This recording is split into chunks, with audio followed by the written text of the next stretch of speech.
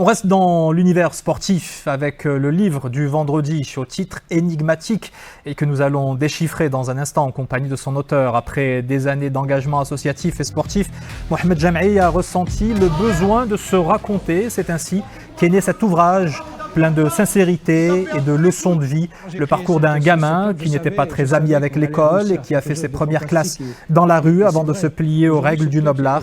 Cela fait bien longtemps que Mohamed Jam'i a raccroché les gants, mais il ne s'est jamais véritablement éloigné des rings. Il y a une vingtaine d'années. Aujourd'hui, c'est des jeunes qui viennent de partout. Et ce soir, il est notre invité en direct et en duplex de la région de Bordeaux, dans le sud-ouest de la France. Bonsoir et bienvenue.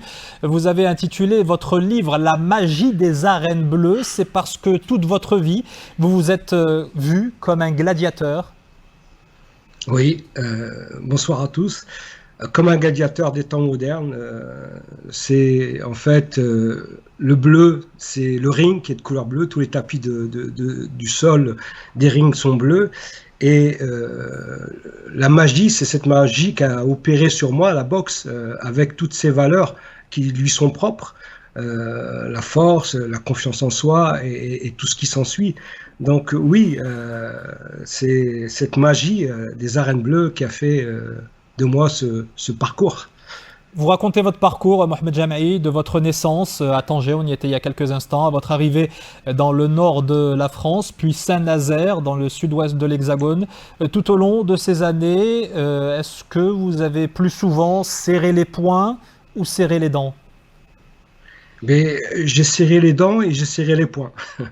C'est-à-dire que la vie, elle est comme ça. C'est-à-dire que si vous ne serrez pas les poings pour pouvoir vous battre tous les jours pour affronter la vie, parce que la vie, vous savez, dans le quartier où j'opère au jour d'aujourd'hui, c'est pas facile pour tous ces jeunes. Donc c'est vrai que moi, ce jeune qui était à cette époque, fait que oui, j'ai serré les poings, comme vous dites, et j'ai aussi serré les dents pour pouvoir avancer. En plus de la boxe, vous vous êtes aussi engagé et accompli même dans l'action culturelle à travers votre association Union M. Même dans ce domaine, il a fallu vous battre, vous le racontez dans votre bouquin. En résumé, c'est cela votre vie, un combat permanent? Et effectivement, c'est un combat de tous les jours, c'est un combat permanent qu'il a fallu que je fasse pour exister. C'est pas facile, encore une fois, quand on est sorti très tôt du cursus scolaire et puis qu'on essaye de comprendre des choses qui sont des fois très difficiles à comprendre. Donc c'est vrai que j'ai commencé avec cette association qui s'appelle Union M en référence à un titre d'une chanson d'un groupe de jeunes comme moi, hein, de l'époque. Et j'ai créé cette association pour ces parents qui sont venus il y a quelques années s'exporter en France pour reconstruire, et ces gens avaient pour seul lien avec leur pays d'origine cette parabole. Donc, en créant Union M, cette association culturelle, j'ai voulu faire sortir ces parents de ces tours, de ces maisons, plutôt de ces tours, hein, de ces appartements, et leur faire découvrir de la culture maghrébine, enfin, leur refaire découvrir les chanteurs qu'ils avaient l'habitude de voir à la parabole dans des concerts que j'organisais, avec les plus grands artistes marocains, comme Nejet Atabou, comme Jedouane, comme Mustapha Bourgoun, etc. etc. Également des humoristes. Et effectivement, on découvre dans le livre quelle aventure c'est de faire venir ces artistes jusqu'à vous du côté de Pessac, c'est ça? Oui, exactement. Et c'est vrai que quand vous parliez d'un humoriste, c'est vrai que je tiens vraiment à parler de cet humoriste qui est Saïd Nassiri, dans le sens où il a été quelqu'un qui a été très important avec cette relation que j'ai eue avec le Maroc. Donc c'est lui qui m'a fait découvrir un boxeur, parce que on reviendra peut-être tout à l'heure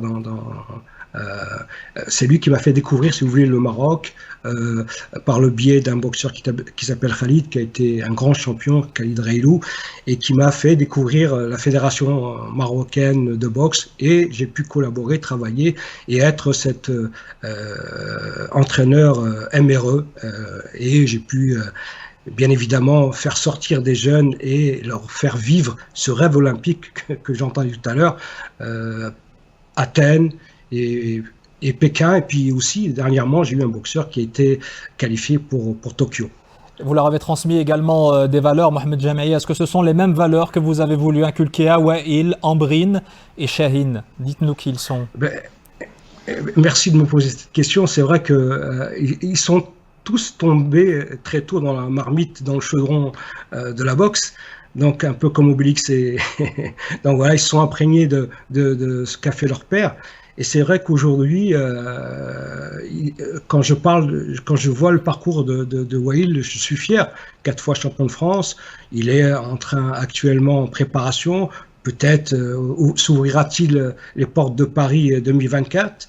Et ensuite, il y a sa sœur qui le suit, et qui a été championne de France aussi, qui a fait son stage à INSEP, qui a été très bonne. Donc, je pense qu'ils ont un avenir. Et puis, le dernier, c'est un petit peu trop tôt pour parler de Chahine. Donc, il y a eu Ambrine, donc Chahine maintenant, et qui a tout juste 10 ans. Et bon, on va attendre de voir. Mais il est quand même, lui aussi, également dans cette spirale de la boxe.